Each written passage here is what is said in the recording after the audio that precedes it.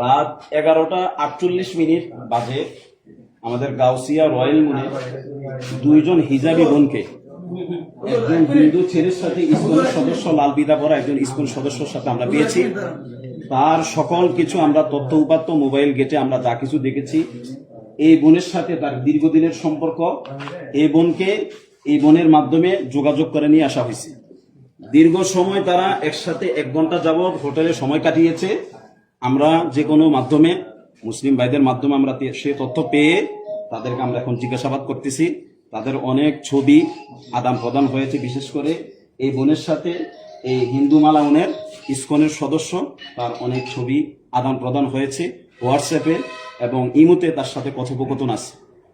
আপনারা দেখতেছেন বাংলাদেশের মধ্যে বাগুয়া লাভের নামে মুসলিম মেয়েদেরকে কিভাবে প্রেমের ফাঁদে ফেলে তাদের সতীত্ব হরণ করা হচ্ছে। সেই হিসাবে আমাদের এই মুসলিম বোনদের সতীত্ব রক্ষা করার জন্য, আমাদের ধর্মকে বাঁচানোর জন্য আমরা আজকে উদ্যোগ নিয়েছি। অন্য কোনো উদ্দেশ্য আমাদের এখানে নাই।